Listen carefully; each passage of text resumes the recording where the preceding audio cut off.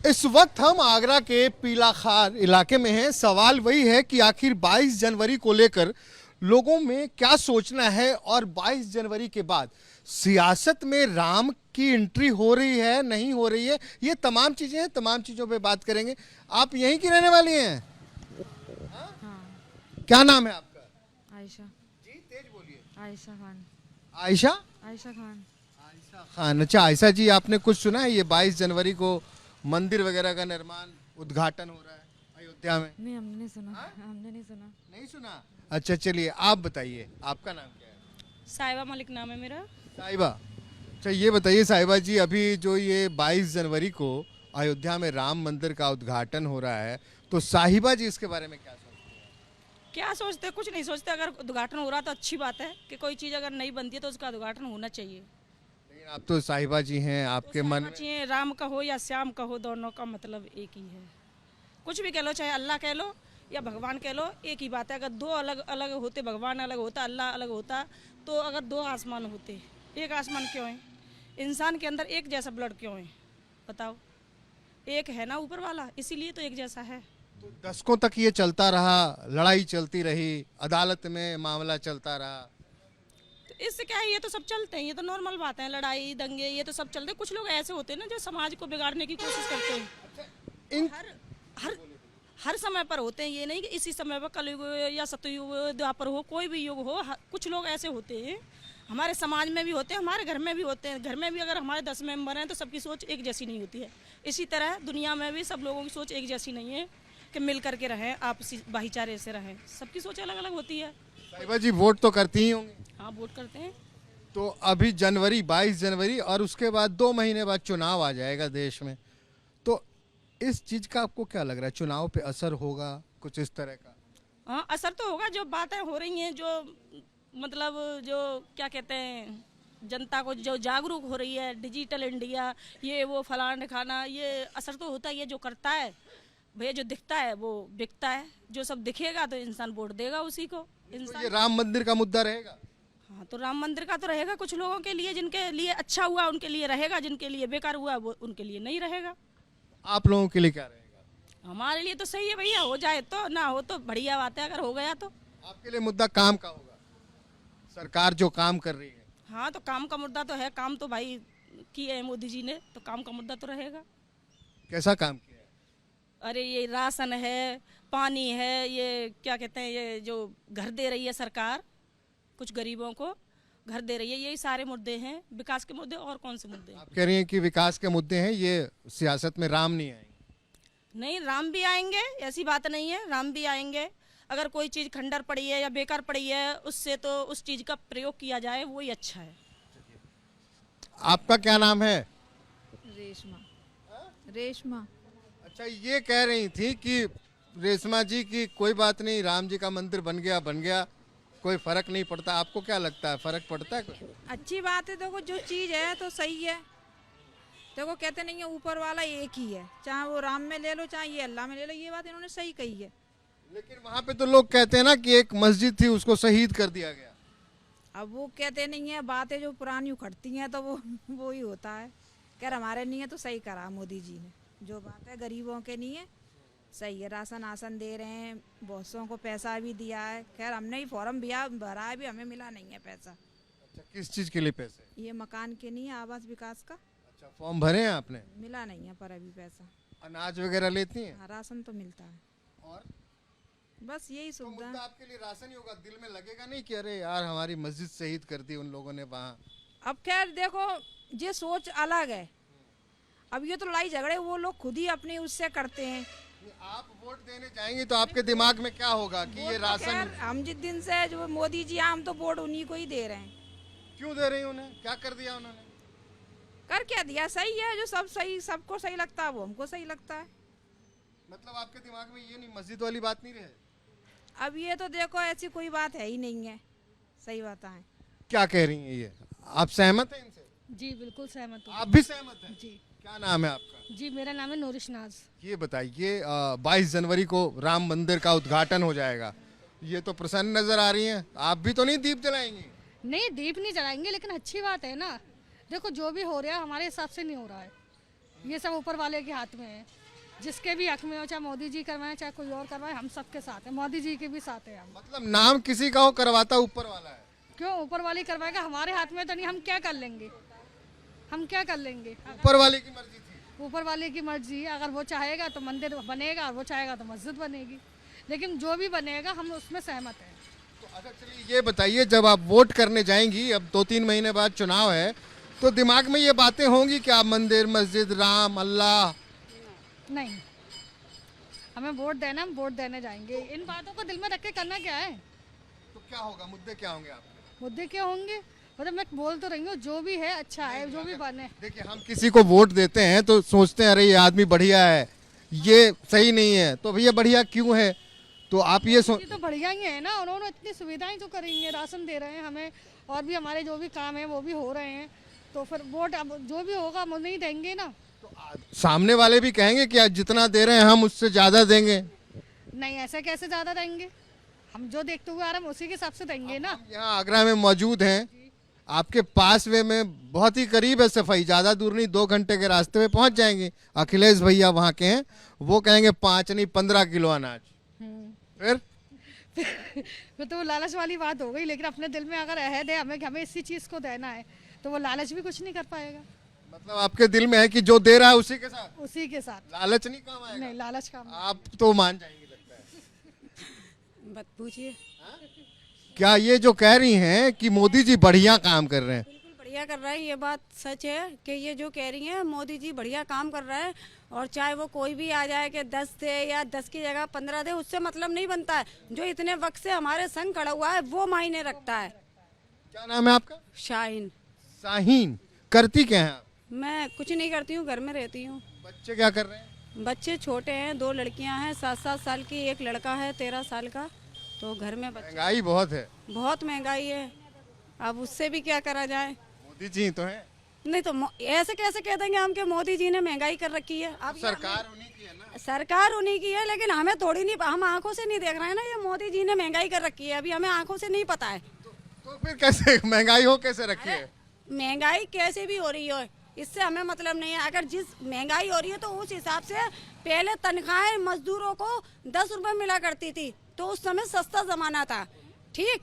और आज उसी महीने की तनख्वाह 100 रुपए मान के चलो, तो और उसी हिसाब से ये अनाज वगैरह मार्केट में बिकता है। तो जहाँ पर कमाई बढ़ गई वहाँ पर ये महंगाई बढ़ गई, तो बैलेंस। लालची लग रही हैं आप। बिल्कुल लालची नहीं हूँ मैं, अगर लालची होती तो इस मुकाम पे नहीं होती। फ्री का राशन ले रही हैं फ्री का, और उसी के लोभ में कह रहे हैं मोदी जी अच्छे हैं। अच्छा जो फ्री का क्या मतलब, जो मोदी जी दे रहे हैं, फ्री राशन दे रहे हैं, 1 साल आज लगभग 2-3 साल से फ्री मिल रहा है लगभग, तो इसमें कोई लालच नहीं है। अभी कोई भी चीज़ सड़क पे आप भी हमें कोई बांटेंगे तो हम उसे भी नहीं छोड़ेंगे। अभी से आप लालची कहो या ना कहो, इससे मतलब नहीं बनता है। और ये जो मंदिर वाला मामला है, तो अच्छी बात है, बनेगा मंदिर तो बहुत अच्छी बात है। वहाँ मस्जिद होती थी। अरे मस्जिद होती तो भी कोई बात नहीं थी, और मंदिर बन जाएगा तो क्या हो गया, इसमें भी कोई गलत बात नाम नहीं। बताया था आपने? शाइन। काफिर कर बता देंगे आपको लोग। अरे देखो उनसे मतलब नहीं है, जब मैं मरूंगी ना तो मैं सिंगल ही जाऊंगी, 10 मेरे संग नहीं जाएंगे। तो 4 लेके तो जाएंगे।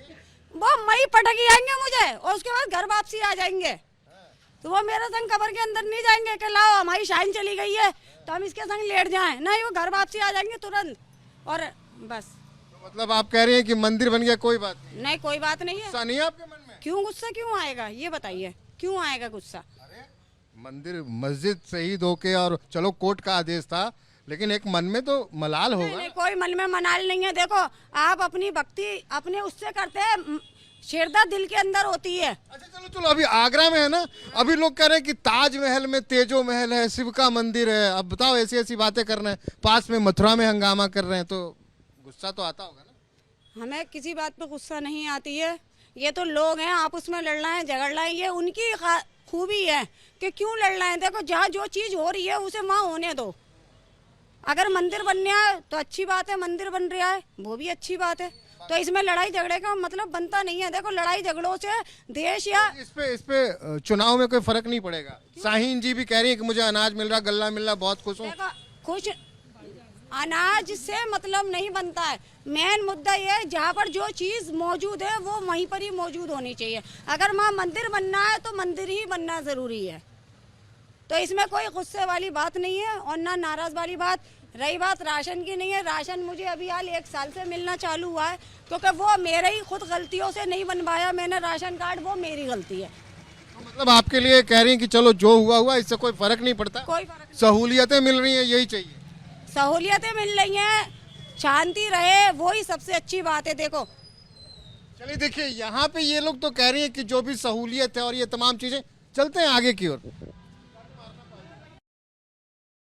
चलिए आओ, क्या नाम है आपका? नूर बानो।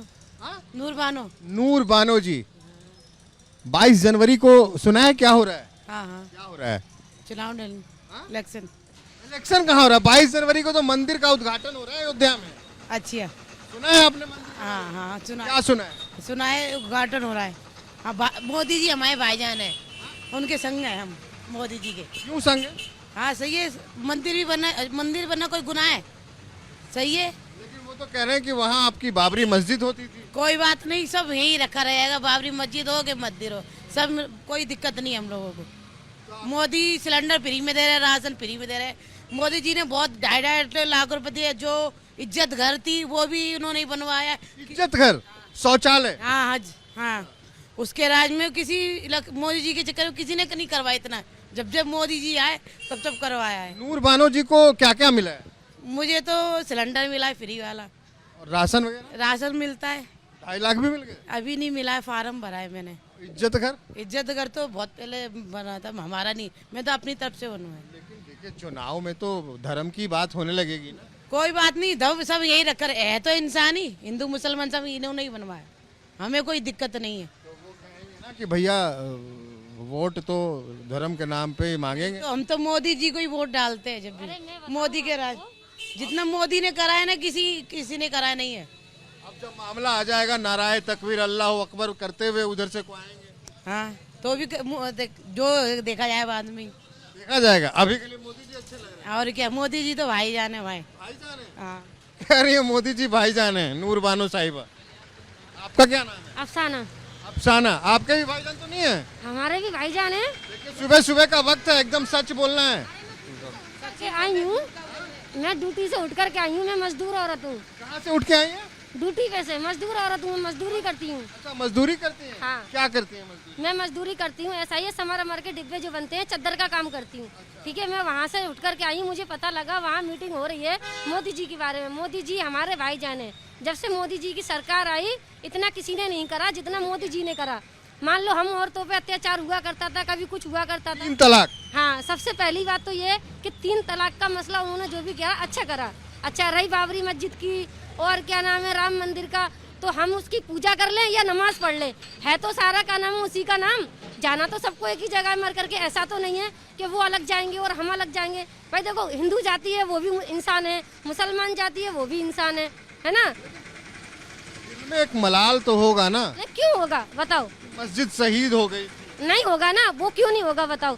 जहाँ राम मंदिर बन रहा है उससे कई किलोमीटर पे उन्होंने मस्जिद के लिए जगह भी तो दी है, जाने कितनी एकड़ जमीन दी है ना। वहाँ पे अरब से जो है मौलाना साहब आ रहे हैं उसके लिए, तो दुनिया की सबसे बड़ी मस्जिद बनी है ना, वो दुनिया की सबसे बड़ी मस्जिद बनी है, तो किस लिए पढ़ रही है? उसमें 9000 लोग नमाज पढ़ेंगे। ये छोटी सी मस्जिद से क्या होता है बताओ? उसमें और फिर क्या नाम है, मदरसा भी बनेगा बच्चों के लिए, सब कुछ बनेगा, तो हमारे लिए वो ज्यादा महत्वपूर्ण है। तो मोदी जी कहीं गलत नहीं है, मोदी जी भाईजान है। जब से उनकी सरकार आई सब कुछ अच्छा हुआ। ये बताइए, चुनाव में इन बातों का असर होगा? हाँ बिल्कुल होगा। हम मोदी जी के साथ हैं, कल भी थे आज भी रहेंगे। लेकिन खास करके अगर बात की जाए मुस्लिम संप्रदाय के लोग, वो तो नाराज रहते हैं। देखो, नाराजगी तो ऐसी नाराज होना ही चाहिए ना, हमारी मस्जिद से चाहिए। नहीं, क्यों होना चाहिए? देखो, जब 10 लोग होते हैं तो सबकी सोच अलग होती है। हाँ, अभी कोई मुझे गलत कहने लगे तो मैं उनकी नजर में गलत हूँ। क्या नाम बताया था आपने? अफसाना। अफसाना जी को ये बुरा नहीं लगा? हमें नहीं लग रहा ना बुरा। क्यों नहीं लग रहा?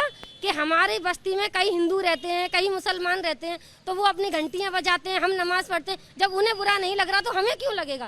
भाई करते तो सभी एक ही श्रद्धा है ना, अपनी अपनी मांगते तो उसी खुदा से हैं। तो चुनाव में ये राम मंदिर का मसला आएगा? ठीक आएगा, वो तो आएगा, सब चीज़ के अंदर आएगा। और जब आएगा तो भाई हम मोदी जी के साथ खड़े हैं। क्यों हैं कि जब से मोदी जी की सरकार आई उन्होंने बहुत कुछ करा, गरीबों के लिए भी करा, बाकी जो जाति प्रजाति से मतलब नहीं है वो सभी के लिए कर रहे हैं। आपके लिए धर्म का मुद्दा नहीं रोके, आप कह रहे हैं कि जो विकास किया, जो सहूलियत है वो देखो हमें धर्म से कोई मतलब नहीं, बाकी मतलब ऐसी बातें ना करें, काफिर घोषित कर देंगे। बिल्कुल कर दे, हम काफिर थे, काफिर हैं, काफिर रहेंगे। क्या बात कर रही हैं आप? सीधी बात है, क्योंकि सच बोलने वाला बुरा अक्सर रहता था, बुरा रहेगा। बागी हो गई आप। हाँ, क्योंकि मोदी जी जो हैं वो हमारे भाईजान थे, भाईजान हैं, उन्हीं के साथ खड़े हैं।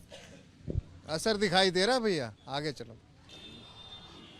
इस वक्त हम आगरा के भगवान टॉकी चौराहे पे हैं और हमारी मुलाकात फतेहपुर सीकरी से सांसद राजकुमार चाहर साहब से हो गई है। बहुत सारी यादें जुड़ी हैं राम मंदिर से लेकर चाहर साहब के दिल में। सर अब ये बताइए, 22 जनवरी की वो तारीख आपसे पूछा गया ना कि तारीख बताने की बात बहुत दिनों तक की गई। देखिए, मैं अपने आप को इतना परम सौभाग्यशाली मानता हूँ और गौरव से मैं अभिभूत हूँ। इतना गौरवान्वित महसूस कर रहा हूँ कि कार सेवा के समय पर दीवारों पर हम रात भर जाग के लेखन करते थे और गेहुआ कलर से दीवारों पे लिखते थे, रामलला हम आएंगे, मंदिर वहीं बनाएंगे।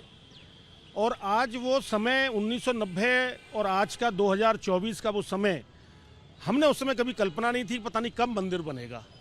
लेकिन मैं देश के यशस्वी प्रधानमंत्री आदरणीय श्री नरेंद्र मोदी जी को हृदय से धन्यवाद देता हूँ। और जिस प्रकार से उन्होंने पैरवी की, सरकार ने, केंद्र सरकार ने पक्ष रखा और सुप्रीम कोर्ट के निर्णय के बाद आज भव्य राम मंदिर के निर्माण का समय भी आ गया, 22 जनवरी भी आ गई। तो एक सपना जैसे होता है ना, एक सपने को साकार होना, बचपन में जो सपना हमने देखा उसके लिए हम आहुति देने तैयार थे, बलिदान करने तैयार थे। और 1990 की कार सेवा में गए, हम पहुँचे अयोध्या में और रामलला के जयकारे लगाए, नारे लगाए। तो आज वो पूर्ण हो रहा है, एक इस सपने को साकार जैसा है। सर उस कार सेवा के वक्त के कुछ दृश्य अभी भी जो आपको याद हो? गोलियां चली, बहुत सारे कार सेवकों ने अपने प्राणों की आहुति दी। देखिए, कोठारी बंधुओं के बलिदान को कौन भूल सकता है। जहाँ कोठारी बंधुओं ने बलिदान दिया वहीं देश के सैकड़ों नौजवानों ने बलिदान दिया। 500 साल पुराना लगातार एक संघर्ष, जिसमें कितने लोग बलिदान नहीं हो गए कार सेवा करते करते। हम तो फिर कहते हैं कि हम सौभाग्यशाली हैं, उस कार सेवा में भी हम गए, 92 में भी हम गए। और वहाँ का जो दृश्य था, अभी भी उस दृश्य को देखते हैं तो रूह कांप जाती है। वो तो एक जुनून, एक उत्साह, भगवान राम के प्रति समर्पण, उनकी भक्ति का और राम मंदिर के निर्माण का। और बजरंग दल का एक कार्यकर्ता और बजरंग दल का पहला संयोजक मैं बना आगरा जिले में, तो एक बजरंगी के रूप में मेरी पहचान थी। तो एक जो जुनून था अंदर, तो उससे हम उस सब का सामना कर रहे थे। वरना जिस प्रकार की वहाँ गोलियों की तड़तड़ाहट, मुलायम सिंह यादव के द्वारा कार सेवकों पे गोली चलवाना, कैसे छुपाते हुए निर्दोष लोगों को वहाँ पे मारा गया, तो वो दृश्य आज भी सब आंखों के सामने आता है तो मन में बड़ी वेदना होती है। जो साथी चले गए उनके प्रति बड़ी संवेदनाएँ आती हैं। लेकिन हर्ष इस बात का है कि बलिदान हुआ, संघर्ष हुआ, सब कुछ हुआ, लेकिन आज वो समय आ गया कि कहते हैं कि यही समय है और सही समय है, जो प्रधानमंत्री आदरणीय मोदी जी भी कहते हैं। तो आज ये गौरव के क्षण आ रहे हैं। 22 जनवरी को भगवान रामलला नए मंदिर, भव्य मंदिर में विराजमान होंगे। प्रधानमंत्री जी माननीय मोदी जी, हमारे जन नेता, जन जन के हमारे प्रिय, वो वहाँ पर पहुँचेंगे। और पूरे देश भर में गांव, गली, मोहल्ले, कैसे तैयारी की? हमने तैयारी की है साहब। मैं फतेहपुर सीकरी लोकसभा क्षेत्र के सांसद के नाते कहूँ तो मेरे यहाँ बटेश्वर धाम है, जहाँ माननीय अटल बिहारी वाजपेयी जी का जन्म हुआ। सौरीपुर है, मेरे यहाँ कैलाश है, जहाँ परशुराम भगवान की माता जी का भी स्थान है, रेवती मैया का। मेरे यहाँ कीठम है, मेरे यहाँ हनुमान जी का, सामरे का हनुमान जी का मंदिर है। श्रृंग ऋषि आश्रम, मैं आपको एक नई जानकारी देना चाहता हूँ। श्रृंग ऋषि भगवान राम की बड़ी बहन शांता के पति थे। और जब दशरथ जी के पुत्र जब नहीं हुए थे, तो श्रृंग ऋषि जी ने अयोध्या जी जाकर दशरथ जी के बुलावे पर आकर वहाँ एक महायज्ञ का आयोजन किया। और आज श्रृंग ऋषि में भी एक भव्य आयोजन की तैयारी चल रही है, दीपक जलाने की तैयारी चल रही है। और ढोल, नगाड़े, बैंड बाजे, गांव-गांव में कीर्तन, गांव-गांव में भजन।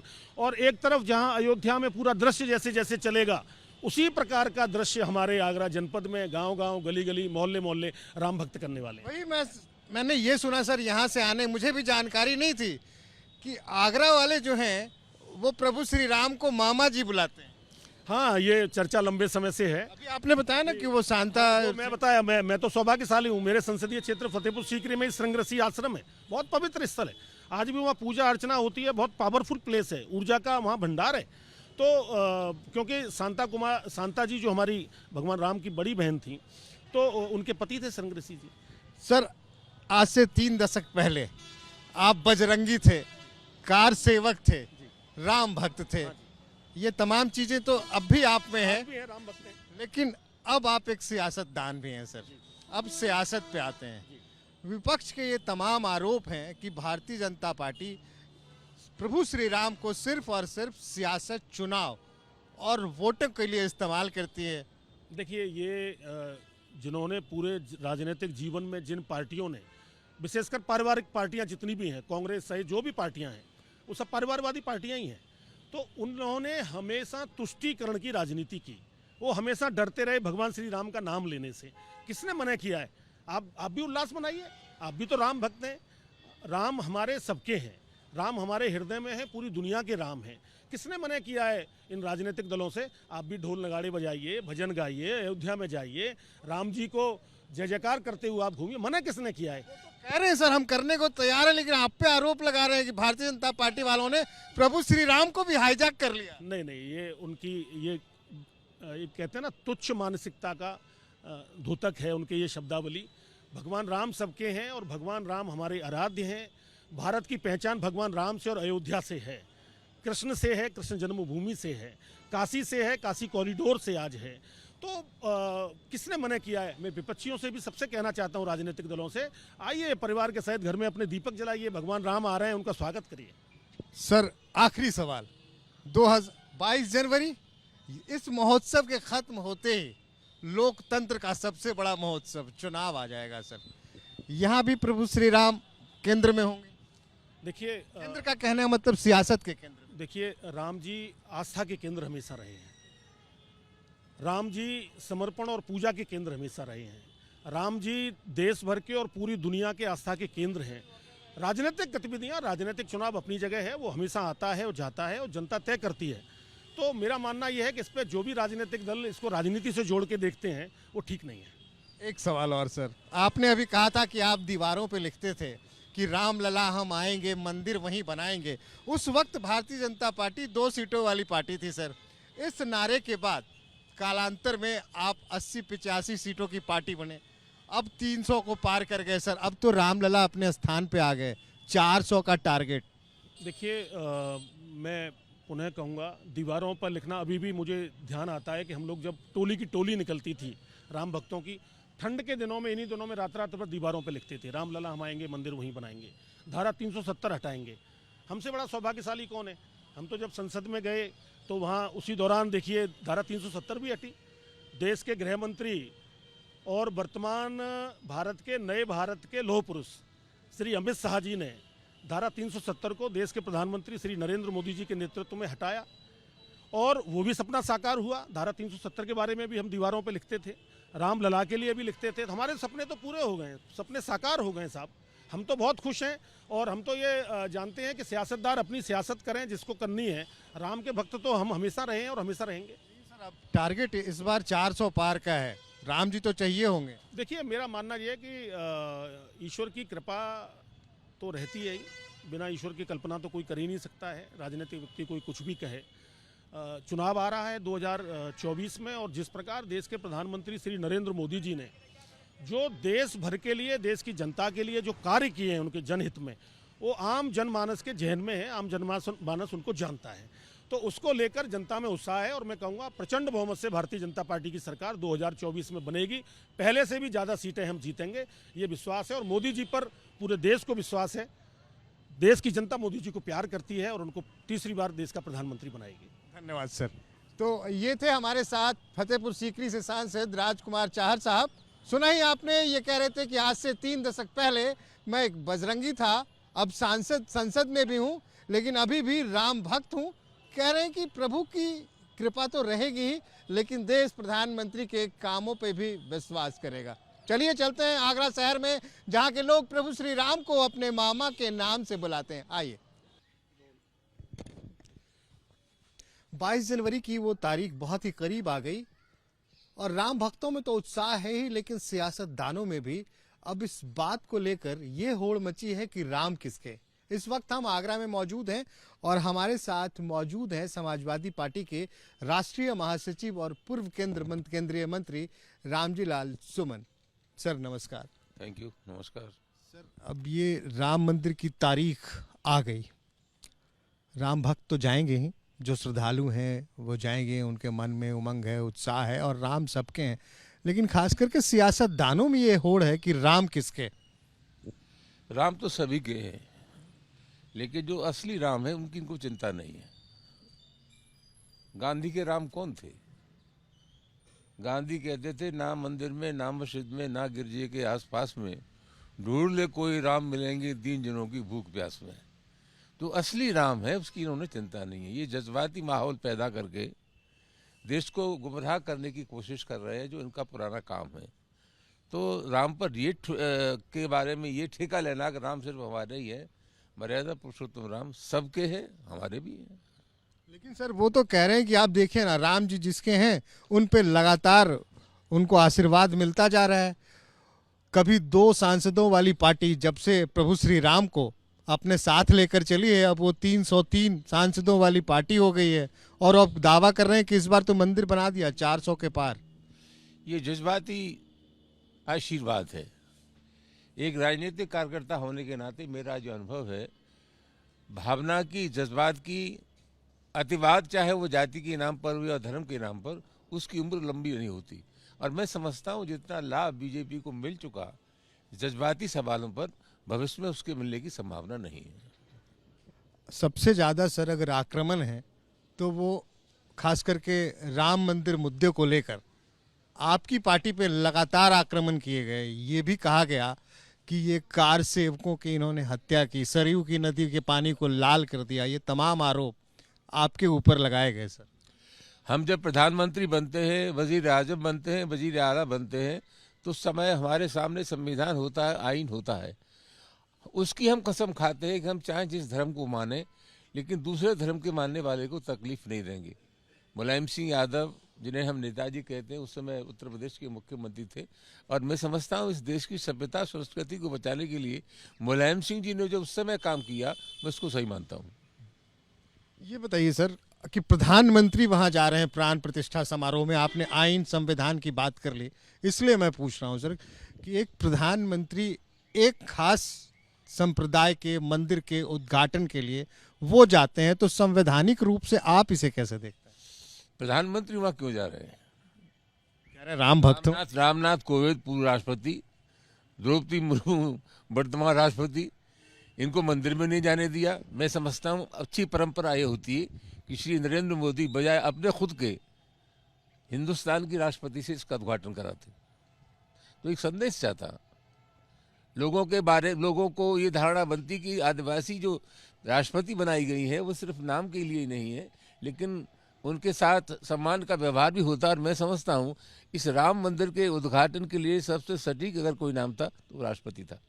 क्यों जा रहे हैं प्रधानमंत्री? आपकी नजर में क्या लग रहा है, भक्ति या कुछ और? ये मेहरबानी करके प्रधानमंत्री जी से पूछिए, इन्हें उसमें कुछ फायदा लग रहा होगा इसलिए जा रहे हैं। कुछ आपको समझ में आ रहा होगा? मेरी समझ में नहीं आ रहा है, मुझे नरेंद्र मोदी का कोई काम ही समझ में नहीं आता। सर ये 22 जनवरी के कुछ दिनों के बाद सीधा सर लोकतंत्र का महापर्व आ जाएगा। एक मैं बात फिर आपसे कहना चाहूँ, घूम फिर के सवाल रोटी का आता है। धर्म के नाम पर कितना नंगा नाच होगा। धर्म अपनी जगह अलग अलग है, रोटी अलग जगह है। एक बार भगवान गौतम बुद्ध ने अपने शिष्यों से कहा कि भाई जाओ ये प्रचार करो कि कल मेरा धार्मिक प्रवचन होगा। भगवान गौतम बुद्ध के शिष्य गए, उन्होंने प्रचार किया, लेकिन एक आदमी उन्हें ऐसा मिला जिसने उन्हें कोई बात ही नहीं सुनी। जब गौतम बुद्ध के शिष्य लौट करके पहुंचे, उन्हें पूछा भाई तुम क्या करके आए? बोले भगवान कल आपका धार्मिक प्रवचन होगा, हम उसका प्रचार करके आए, लेकिन एक आदमी हमें ऐसा मिला कि उसने हमारी कोई बात ही नहीं सुनी। भगवान गौतम बुद्ध उसके पास गए और बोले भाई कल मेरे चेले आए थे, तुमने कोई बात नहीं सुनी।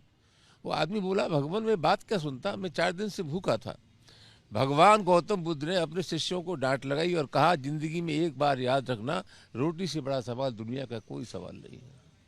ये रोटी के सवाल को नजरअंदाज करके सिर्फ जज्बात के सहारे जिंदा है। और जैसा मैंने पहले आपसे कहा, बहुत चल गया, जज्बात की उम्र, अतिवाद की उम्र लंबी नहीं होती और इसका अंत होना चाहिए। सर, आपने गौतम बुद्ध की बात की तो मुझे अरस्तु याद आ गए।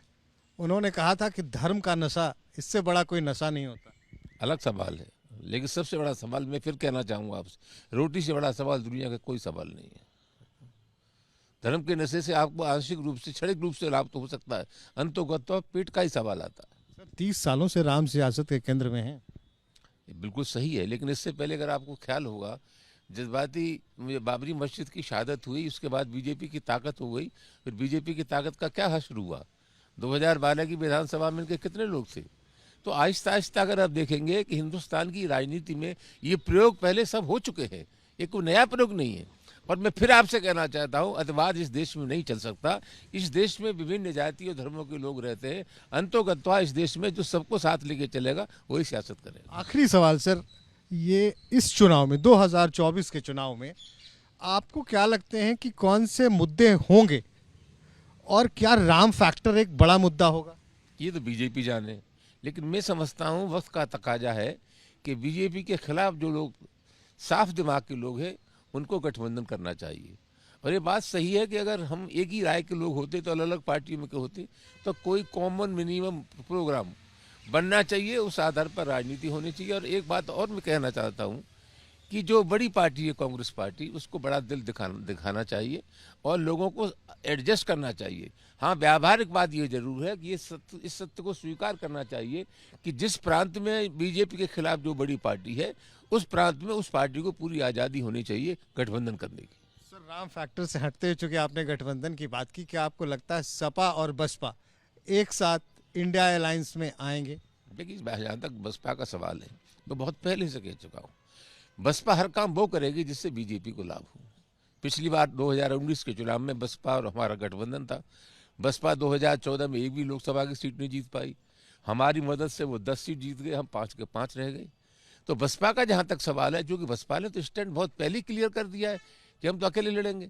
बसपा वही काम करेगी जिससे बीजेपी को लाभ हो। दूसरा, मैं एक निवेदन आपसे कर दूं, जिस किसी व्यक्ति को या जिस किसी महिला को हर समय दिखाई दे कि ईडी आ गई तो मेरी जांच हो जाएगी, मेरा भाई पकड़ जाएगा, ऐसा कोई आदमी सत्ता से नहीं लड़ सकता। सत्ता से तो कोई संत ही लड़ सकता है, जिसका खुद का दामन साफ नहीं, वो लड़ नहीं सकता। और बीजेपी हर काम वही करेगी जहाँ बीजेपी के लाभ हो। तो मैं ये मान के चलूं कि आपके विचार से सपा और बसपा अगर ये माने कि इंडिया गठबंधन उन्हें एक साथ लाने का प्रयास किया जा रहा है, तो आपके विचार से ऐसा होता नजर नहीं आ रहा है? नहीं, ये मेरा निजी विचार है, पार्टी के विचार नहीं। निजी विचार की। अगर इस तरह का कोई प्रस्ताव आता है तो पार्टी का संसदीय बोर्ड है, पार्टी के राष्ट्रीय अध्यक्ष उस पर विचार करेंगे। आप गार्जियन हैं सर? हम गार्जियन नहीं हैं, हम पार्टी के साधारण कार्यकर्ता हैं। लेकिन अगर कोई सकारात्मक प्रस्ताव आता है इस तरह का, तो समाजवादी पार्टी जरूर उस पर विचार करेगी। धन्यवाद सर। तो ये थे रामजी लाल सुमन जी, इंडिया गठबंधन पे इन्होंने बात की। लेकिन मैं मुख्य मुद्दे पे आता हूं कि आखिर 2024 के चुनाव में जो बातें की जा रही है कि आखिर राम फैक्टर का कितना असर होगा, तो इनका मानना है कि राम फैक्टर का असर, ये प्रयोग पहले भी किया जा चुका है, तो ये जज्बात बहुत अधिक दिनों तक नहीं चलते। इनके हिसाब से आने वाले चुनाव में मुद्दे वही होंगे, भूख होगी, बेरोजगारी होगी और शायद विकास का भी मुद्दा होगा।